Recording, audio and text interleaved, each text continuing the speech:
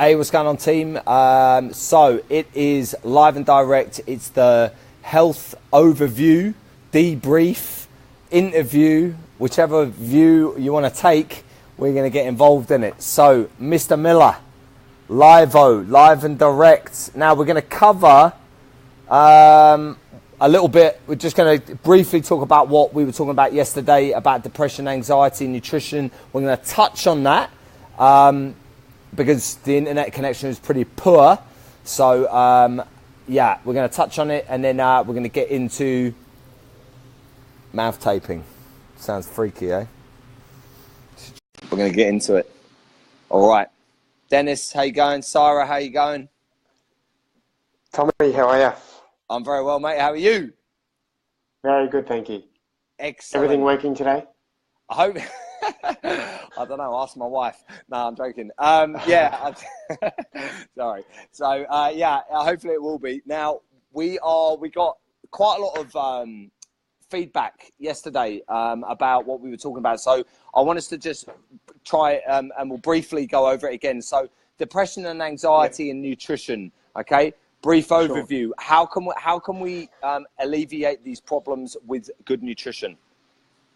Sure thing. I mean, so what we touched on yesterday was how highly processed carbohydrates and a high carbohydrate diet can lead to a low-grade inflammation. Low-grade inflammation, as well as the GI distress from the carbohydrate eating, can cause things like leaky gut as well as leaky blood-brain barrier.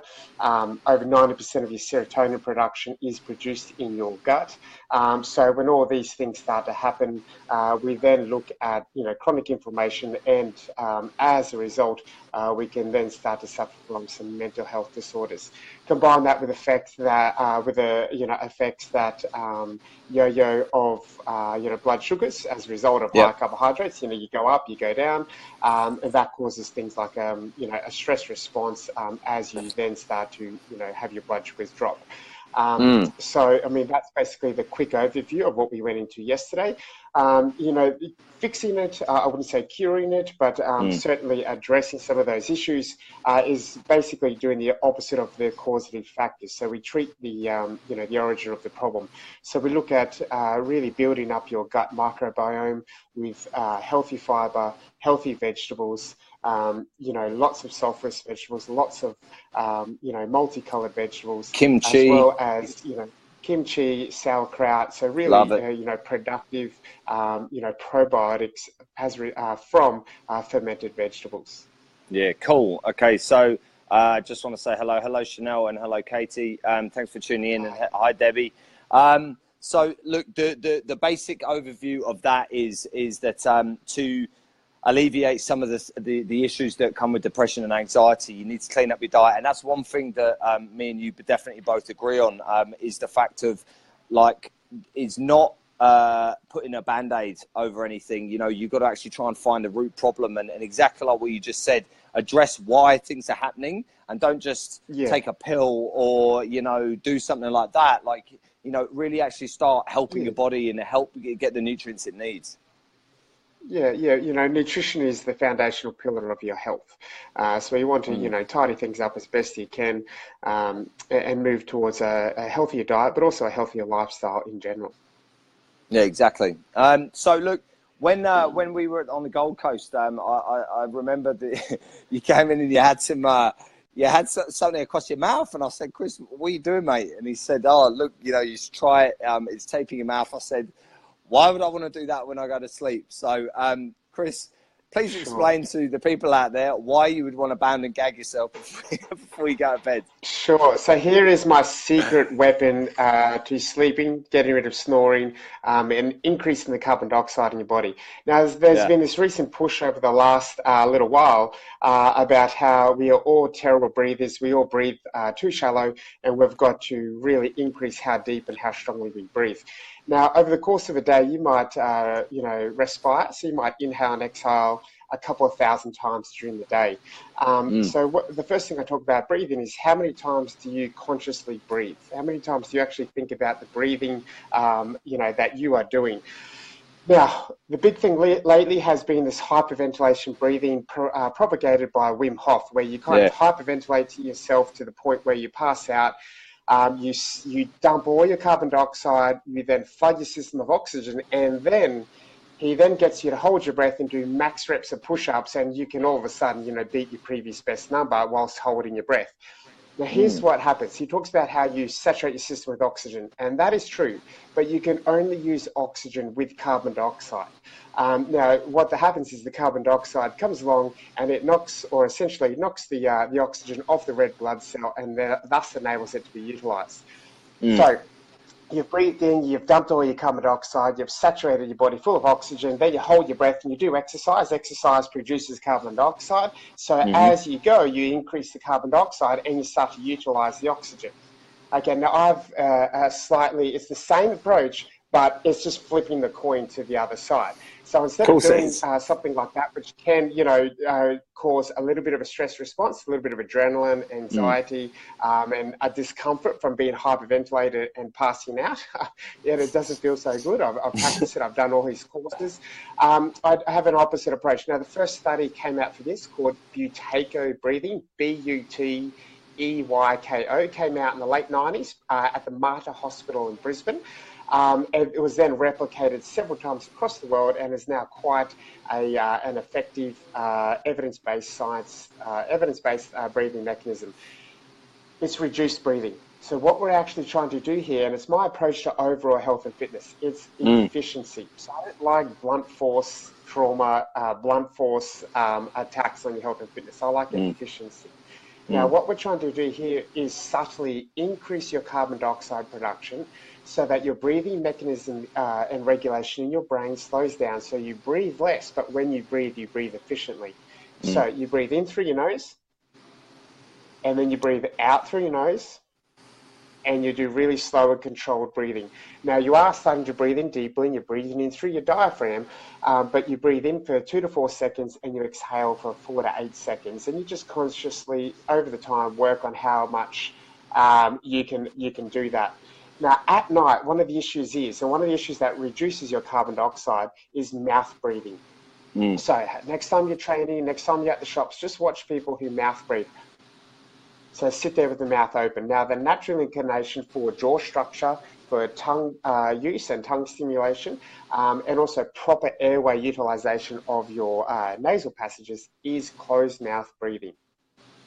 Okay, now when we sleep, it's very common for people to pop open their mouth and they breathe through their mouth and they wake up feeling tired, foggy, clear, brain fog essentially. So my little trick here is you get some 3.5mm wide micro pore tape. It costs you about $2 at a chemist. You then peel off a strip. You then fold it over so it's easy to peel off. You just do enough to cover across your mouth, and you stick it on. And that's what I saw when he came out of his room. You just stick your tongue through the tape and it'll naturally peel off, or you just grab the little fold that you've made and you pull off. So what this is doing over the course of the night is preventing you from dumping all your carbon dioxide.